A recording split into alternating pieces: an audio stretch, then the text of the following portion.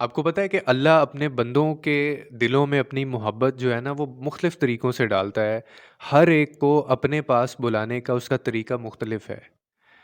اور ایسی محبت جو ہوتی ہے نا جن کو وہ توفیق دے دیتا ہے، جن کو وہ اپنی طرف لے آتا ہے، جن کے وہ ساتھ کھڑا ہوتا ہے، اس سے زیادہ خوش قسمتی مجھے نہیں لگتا کہ آپ کی زندگی میں کوئی ہو سکی ہوگی کہ آپ کو وہ توفیق کا سجدہ خود دے دے۔ یعنی کسی حادثے کی صورت میں، یا آپ کو وہ زندگی میں کوئی ایسی چیز دکھا دے، آپ کے رویے کے اوپر، آپ کی ذات کے اوپر، آپ کی پرسنالٹی کے اوپر اتنا گہرا اثر کچھ چیزیں چھوڑ جاتی ہیں کہ آپ ساری زندگی بھی عبادات کرتے رہیں نا، تب بھی آپ کے دل میں وہ کھینچ نہیں پڑتی، تب بھی آپ کے دل میں اس کے لیے وہ محبت پیدا نہیں ہوتی جو چند لمحوں میں وہ پیدا کر دیتا ہے۔ اور یہ جو لوگ ہوتے ہیں نا جو یہ چیزیں ایکسپیرینس کرتے ہیں، یہ گفٹ ملتا ہے ان کو، یعنی خدا کی جو عطا ہے نا وہ ہر ایک کو نہیں دیتا، خدا کی دین ہر ایک کو نہیں ملتی، وہ چند چنے ہوئے لوگ ہیں کہ جن کے دل میں وہ ڈالتا ہے، اور پھر ان کو مزہ آتا ہے، یعنی عبادت کرنے میں بھی، ہر چیز اس اللہ کے قریب جانے میں، اللہ کی باتیں کرنے میں، خدا کا ذکر کرنے میں، کیونکہ وہ ایک گفٹ ہوتا ہے۔ اور اللہ خود ایسے لوگوں کے بارے میں فرماتا ہے، قرآن کہتا ہے کہ کچھ لوگ ایسے ہوں گے جن کو میں گھسیٹ کے اپنے پاس لے کے آؤں گا۔ اب یہ جو لوگ ہوتے ہیں نا ان کو عطا، پرہیزگاری یا اللہ کی محبت ان کو مل چکی ہوتی ہے، ایز اے گفٹ ان کو وہ یہ چیزیں دے دیتا ہے۔ تو اسی لیے یہ جو حادثے ہوتے ہیں نا ہماری زندگی میں، جو نیچرل چیزیں کہیں ہو جاتی ہیں، ان یوزول چیزیں جو ہوتی ہیں، غیر معمولی جو چیزیں ہوتی ہیں، ان کو انڈر ایسٹیمیٹ مت کیا کریں۔ یہ بہانے ہوتے ہیں خدا سے ملنے کے، اور آپ کو اکثر ان میں ایسے لوگ نظر آئیں گے جو بھٹکے ہوئے ہوں گے، یعنی وہ ان میں سے لوگوں کو چنتا ہے اور پھر اپنے پاس لے کے آتا ہے، اور یہ بہت بڑی خوش قسمتی ہوتی ہے۔ اب میں جن لوگوں کی باتیں کر رہا ہوں تو آپ ایسے لوگوں کو آئیڈینٹیفائی کرنا بہت آسان ہوگا، یہ کون سے لوگ ہوتے ہیں۔ آپ ان لوگوں کو اپنی زندگیوں میں ایسے دیکھ سکتے ہیں کہ ان کے دل میں خدا کا ڈر، خدا کا خوف اتنا زیادہ ہوتا ہے کہ یہ بہت زیادہ آپ کو عبادتیں کرتے نظر نہیں آئیں گے زندگی میں،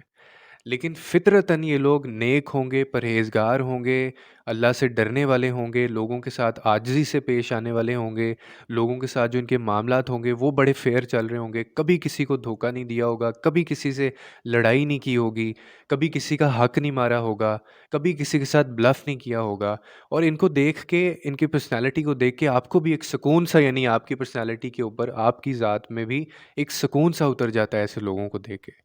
تو ایسے جو لوگ ہوتے ہیں نا ان پہ خدا کی عطا ہوتی ہے، ہدایت تو مل چکی ہوتی ہے ایسے لوگوں کو، لیکن وہ بس ایسے لوگوں کو چن لیتا ہے، پھر اپنے پاس گھسیٹ کے لے آتا ہے۔ ایسے لوگ جو ہوتے ہیں نا وہ خدا کے بہت قریب ہوتے ہیں، لاڈلے ہوتے ہیں وہ خدا کے۔ اور ایسے لوگ جو ہوتے ہیں نا وہ اللہ کو اس لیے پسند ہوتے ہیں کہ وہ اندر سے ہدایت کی ڈیمانڈ کر رہے ہوتے ہیں، اور وہ ہدایت بے شک مانگنے سے ملتی ہے،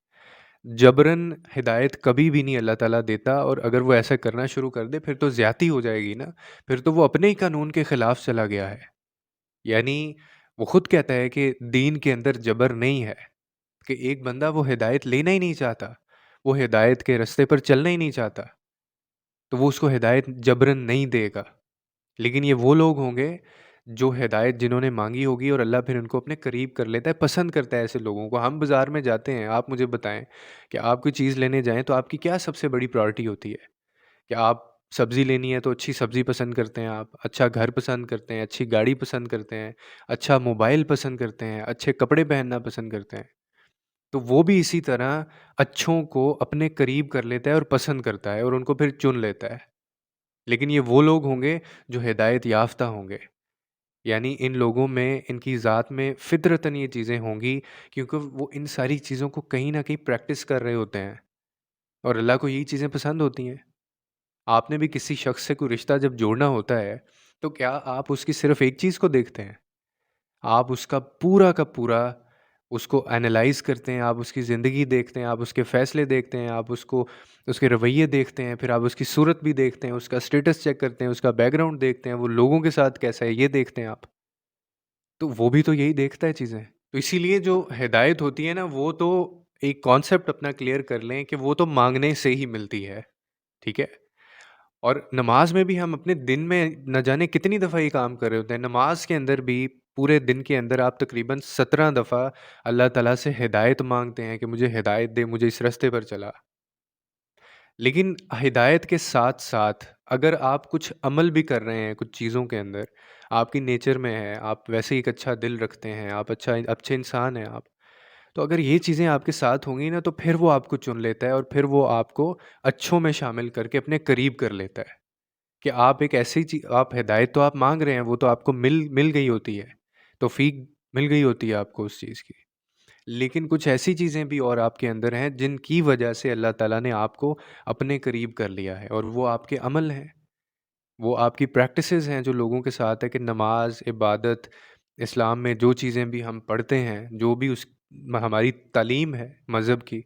آپ اپنی لائف میں are you practising those things اور ناٹ، آپ وہ چیزیں پریکٹس کر رہے ہیں یا نہیں کر رہے اپنی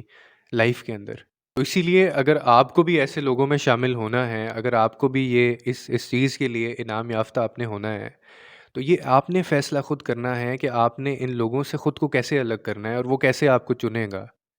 ہدایت بھی تبھی ان لوگوں کو ملتی ہے کہ کیونکہ نماز تو آپ پڑھ ہی رہے ہوتے ہیں، ساری نماز پڑھتے ہیں، روزے بھی رکھ رہے ہوتے ہیں لوگ، حج، عمرہ، اس کے علاوہ عبادات، یہ ساری چیزیں کر رہے ہوتے ہیں، بے تحاشا لوگ سارے کر رہے ہوتے ہیں۔ اس کے علاوہ آپ کیا کر رہے ہیں؟ اور ان سب چیزوں کے اندر جو چیزیں سکھائی گئی ہیں اللہ تعالیٰ کی طرف سے، ان ساری چیزوں میں سے کون سی چیزیں آپ پریکٹس کر رہے ہیں؟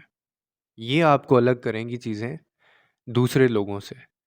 اور پھر آپ ہی اس چیز کا فیصلہ کریں گے کہ آپ نے ہدایت یافتہ ہونا ہے، یا پھر یہ ساری چیزیں کرتے ہوئے آپ نے نارمل طریقے سے زندگی گزارنی۔ اور یہ جتنے صوفی تھے نا، جتنے بھی اللہ والے تھے لوگ،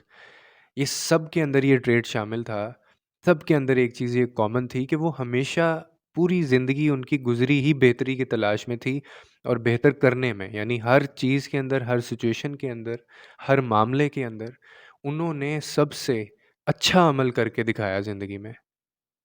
اور اسی لیے ان کو ہدایت بھی ملی ہوئی تھی، اور اسی لیے وہ اللہ پھر ایسے لوگوں کو اللہ گھسیٹ کے اپنے پاس لے کے آتا ہے۔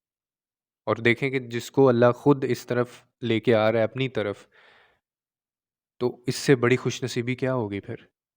اور اس سے بڑی بد نصیبی کیا ہوگی کہ آپ نمازیں بھی پڑھ رہے ہیں، آپ عبادت بھی کر رہے ہیں، اللہ کے بہت قریب بھی ہیں آپ کو لگتا ہے، لیکن آپ کو ہدایت نہیں مل رہی، آپ کو توفیق نہیں مل رہی۔ تو یہ پھر بڑی غور طلب اور یہ فکر کرنے والی بات ہے۔ لوگوں کی زندگیوں میں آسانیاں پیدا کریں، رب آپ کی زندگی میں آسانیاں پیدا کرے گا۔